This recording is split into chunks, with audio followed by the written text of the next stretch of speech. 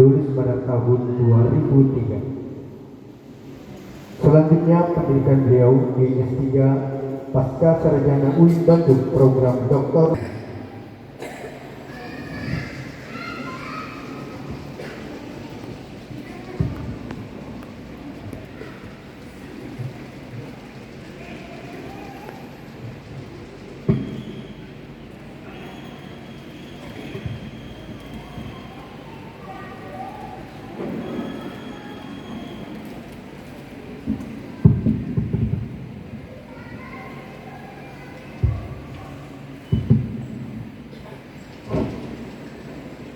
Assalamualaikum warahmatullahi wabarakatuh.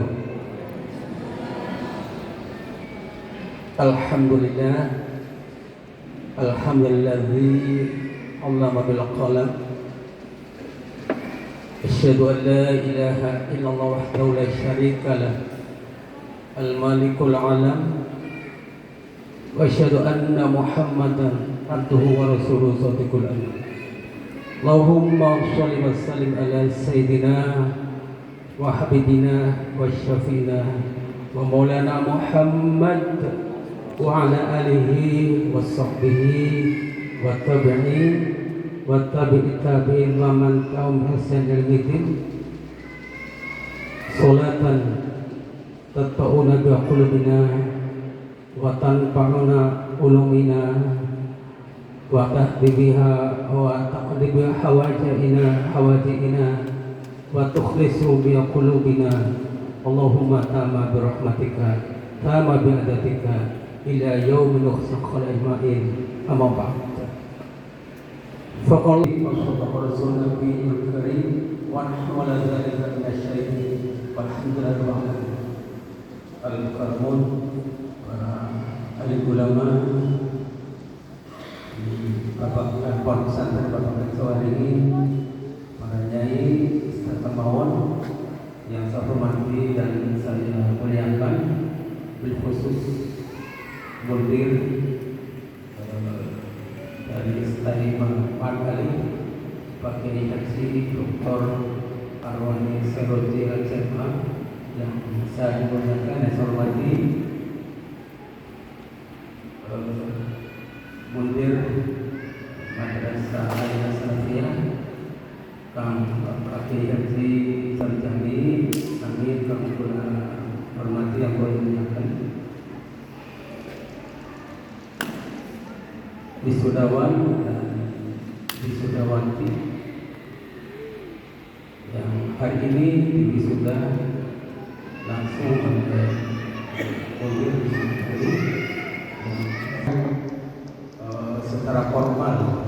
Sebetulnya dulu juga Mas Santri ya, cuma sekarang diformalkan supaya dikatakan jelas ya, nanti berhak untuk mendapat ijazah sesuai dengan peraturan Menteri Agama MAG Pak Mudir Teknologi. Insyaallah mereka ini yang diwisuda hari ini punya hak untuk menerima ijazah secara formal. Karena sekarang ini walaupun dianya masalah yang ilmunya sudah Mas Santri, tapi kalau tidak punya legalitas formal, jadi kalau di dunia formal ini belum memenuhi syarat. Jadi sebetulnya Mas Santri dulu juga perlu ijazah sudah akui, tapi sekarang mengikuti perkembangan zaman ya, apalagi untuk NU 100 tahun ke depan, 1 abad ke depan, ini mencoba untuk melihat sebuah peradaban ya. Jadi kita kaji tentang fikih peradaban atau coba kita bangun di negara Republik Indonesia yang kita cintai, yang kita bela sejak sebelum merdeka oleh para santri. Alhamdulillah untuk sekarang Istimewa Al-Ali telah meluluskan kader ke depan yang disesuaikan dengan perkembangan keilmuan yang harus legalitas. Kalau formal tidak legalitas, ya di antara para mahasiswa, para mas santri ini nyalon DPR, kalau nggak punya ijazah formal, mungkin bisa aja sekali. Mungkin saja nanti peraturannya harus formal. Alhamdulillah pada hari ini saya sebagai sama juga, kalau saya dulu hanya bukan mas santri dari santri, dan alhamdulillah merasa bangga dan bahagia dan bersyukur kepada Allah Subhanahu wa taala. Karena generasi ke depan untuk penerus perjuangan para alim ulama, para nyai, bermilah sampai alhamdulillah sampai seterusnya.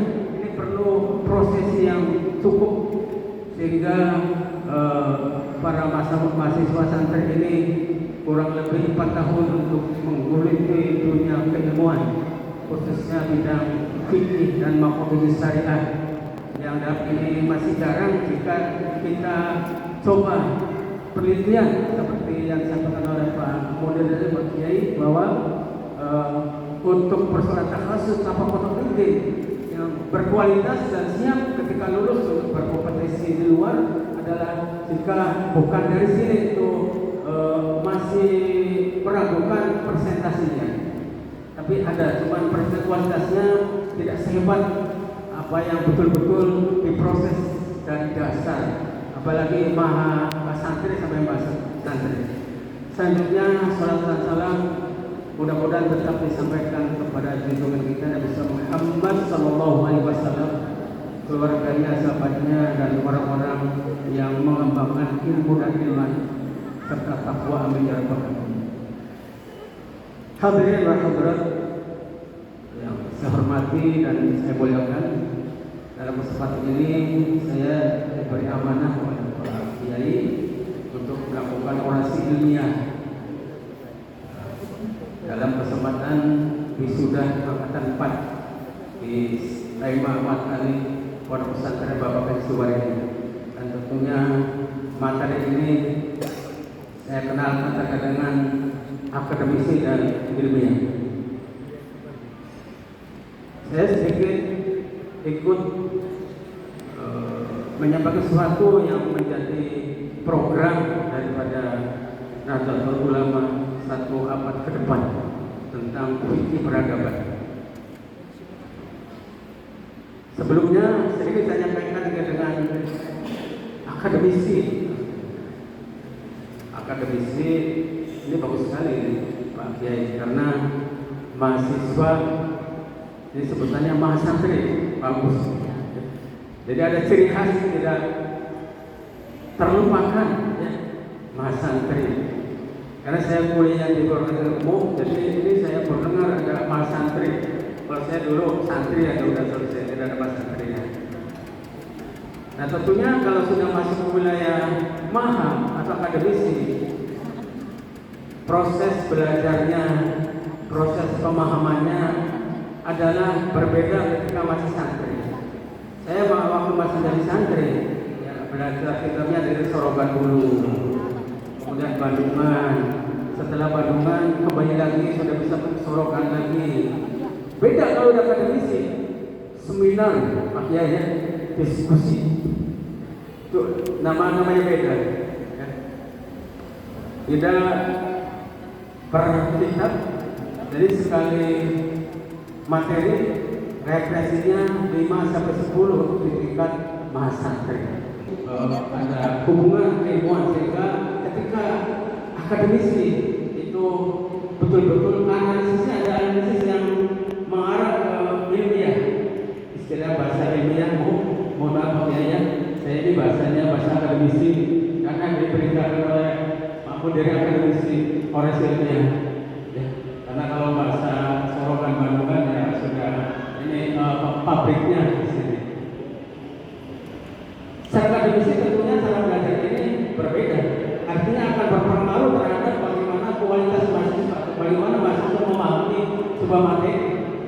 Berakibat jika latar belakang mereka tidak bisa, ini akan berpengaruh, ya, terhadap kualitas mahasiswa tersebut. Ini akademisi itu tingkat tinggi, ya, tingkat tinggi, tingkat mahasantri, tingkat mahasiswa yang cara belajarnya berbeda terhadap yang masih santri. Tapi kalau santrinya nyambung, insya Allah nggak ada masalah. Walaupun ada memang kasus 1-2. Kalau saya ketika suruh apa namanya ilmu yang berhubungan dengan fikih segala macam, sebenarnya saya tes dulu. Ya. Misalnya ada mata kuliah masuk kutub, saya tes dulu mana dari pesantren saya kumpulkan, mana dari aliyah tapi bukan pesantren saya kumpulkan, mana dari artinya nanti saya tanya bahwa yang dari umum itu saya wajibkan ke pesantren, ya.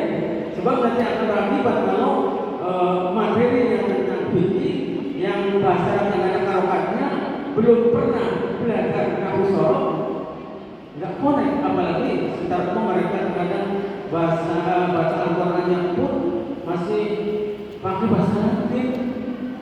Di pengalaman saya ini saya waktu zaman kemarin punya Pak Profesor Dr. Bihan Maksumuk, ada beasiswa pesantren ya. Saya kebetulan suruh uji tahfidnya juga baca kitabnya, ada yang bisa. Saya berkaget di karena saya nanti bermasalah, ternyata bukan karena nggak bisa, karena sudah biasa bisa, sudah bisa ya. Itu sedikit tentang poin. Nah selanjutnya dalam waktu yang singkat ini saya sedikit akan menyampaikan orasi ini yang terkait dengan fikih peradaban. Kalau kita lihat dalam sejarah pada masa Nabi ada yang disebut dengan Piagam Madinah. Piagam Madinah ini kalau kita telusuri hadis dan sebagian akademisi sudah melakukan takhris, hadisnya adalah sahih. Piagam Madinah yang dikonsep oleh Nabi ketika Nabi datang ke Madinah, kemudian melakukan perjalanan akobah pertama, kedua, setelah itu baru Nabi membuat konsep Piagam Madinah. Yang Piagam Madinah ini merupakan epistemologi daripada fikih peradaban yang ada dalam Islam. Nabi sebelum memperlakukan hukum Islam di periode Madinah, awal kali itu adalah proses peradaban. Karena menurut ilmuwan bahwa yang namanya peradaban, terutama ilmuwan Islam yang terkenal adalah Ibnu Khaldun, ini berawal dari sebuah topik dasar daripada manusia yang memiliki kecerdasan, memiliki pemikiran, memiliki sebuah konsep, kemudian dihubungkan dengan proses alamiah. Kalau bahasa Indonesia empiris. Nah ini awal, kalau bahasa Indonesia epistemologi, awal pengembangan daripada peradaban Islam atau fikih peradaban. Kalau kita coba analisis menurut para ilmuwan, ya Nabi itu kan bahasa betulnya memang manusia tapi luar biasa, gurunya langsung banyak Jibril. Walaupun tidak pernah jadi santri bagi mas santri, jadi luar biasa. Dibuktikan dengan beberapa ahli menganalisis apa yang ada di Islam di awal kali tentang Piagam Madinah. Yang pertama dari teori keragaman. Kalau bahasa ilmu namanya tauhid.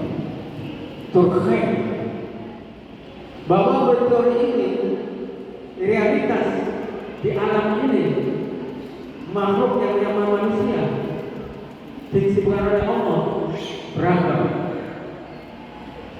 Walaupun mungkin kalau di Arab fisiknya mirip-mirip, tapi kalau di Indonesia Timur sudah jauh. Bukan sisi itu saja, dari sisi pemikiran.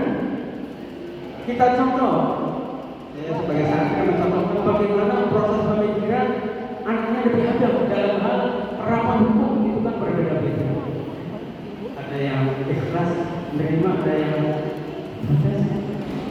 ini secara teori. Artinya teori itu adalah sesuatu analisis temuan para mahasantri dan mahasiswa antara apa yang ada di pemikiran, kemudian apa yang ada di realitas dinyatakan, kemudian dibuat sebuah kesimpulan.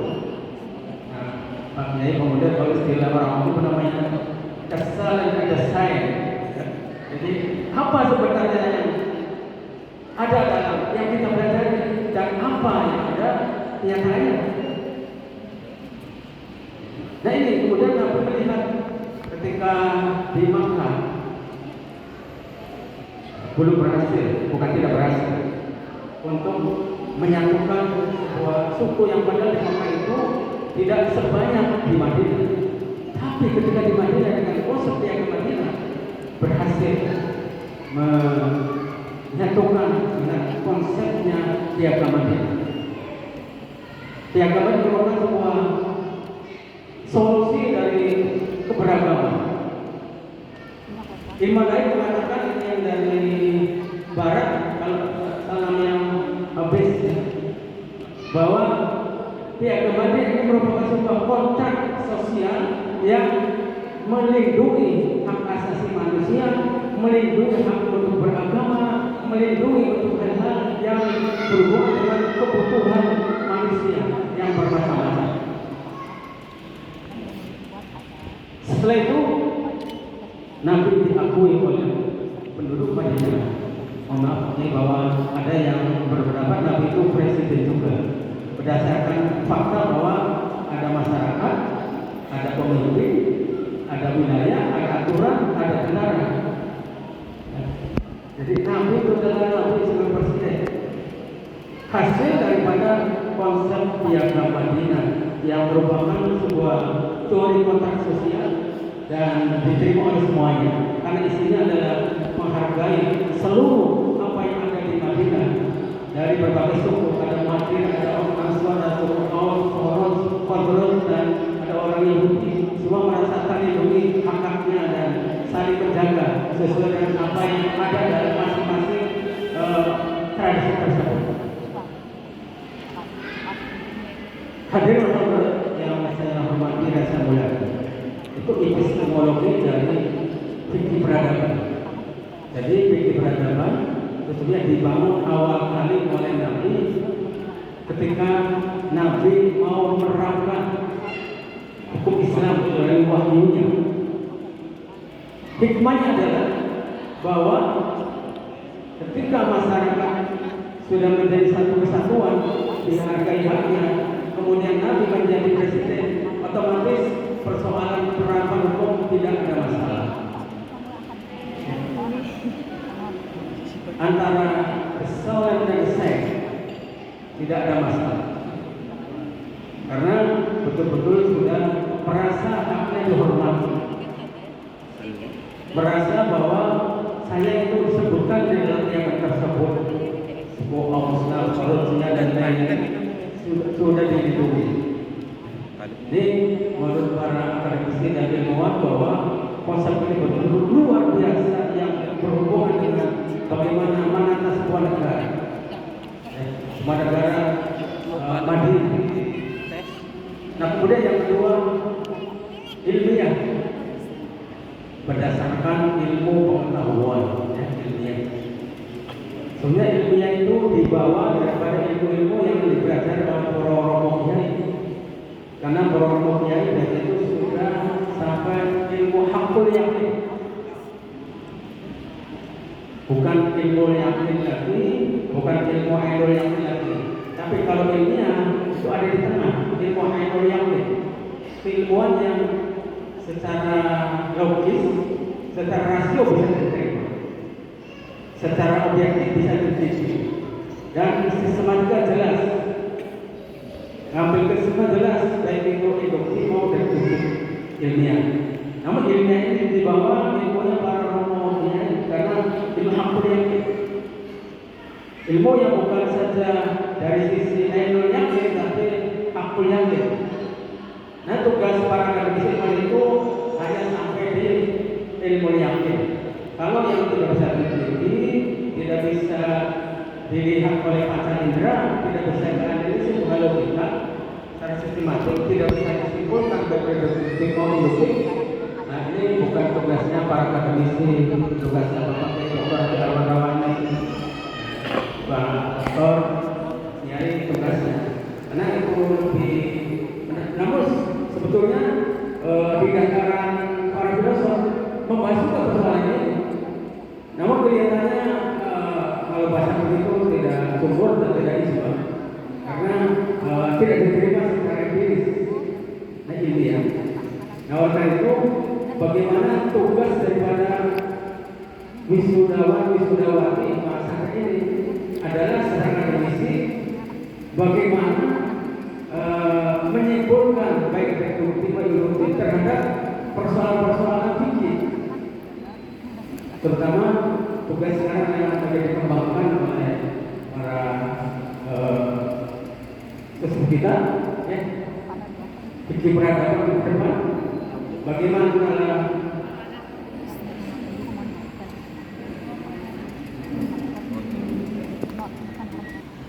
tugas daripada santri wisudawan dan wisudawati mahasantri adalah bagaimana antara dasar yang dipelajari selama 4 tahun Pak Kiai kemudian bagaimana mengambil hukum dari persoalan yang berkembang terutama peradaban yang berkembang di negara Republik Indonesia. Sebab endingnya peradaban adalah bagaimana kita bisa memanage sebuah negara yang besar. Tidak gampang. Saya ini sangat salut dan merasa merinding dan menangis ketika 1 tahun abad ini konsepnya adalah fikih peradaban. Karena kita mencoba untuk membahas ini peran para bahasan itu adalah dari sisi ilmu fikih, usul fikih dan metode fikih. Nah sekarang yang saya ketahui dari beberapa hasil penelitian mahasiswa saya, ternyata dalam persoalan syariah ini butuh konsep baru yang butuhkan kaidah-kaidah usul fikih serta konsep syariah untuk mengikuti perkembangan ekonomi terutama. Karena yang namanya ekonomi itu kan desainnya masya Allah. Dari dulu nggak paham, nggak kenal online, sekarang online. Ya. Intinya bahwa selalu melakukan sebuah perubahan yang drastis sesuai dengan kebutuhan daripada masyarakat. Ya. Saya berharap mudah-mudahan para mahasantri yang wisuda ini insya Allah bermanfaat untuk keluarga, untuk dirinya, untuk penerus generasi, untuk bangsa kita ini sebagai calon generasi ke depan pengganti kita semua. Itu saja karena waktu sebenarnya saya masih banyak akan saya sampaikan, tapi karena waktu durasi ilmiah juga saya insya Allah habis zuhur permisi Pak Kiai sudah ditunggu mengungsi. Jadi itu saja. Mohon maaf dan saya alhamdulillah bahwa bisa silaturahmi, saya merasa senang ketemu lagi. Selama ini saya mengalami bidang akademisi, saya kembali ke pesantren, saya kangen sama pesantren, saya silaturahmi. Alhamdulillah itu saja yang saya sampaikan. Mohon maaf atas segala kesalahan. Wassalamualaikum warahmatullahi wabarakatuh.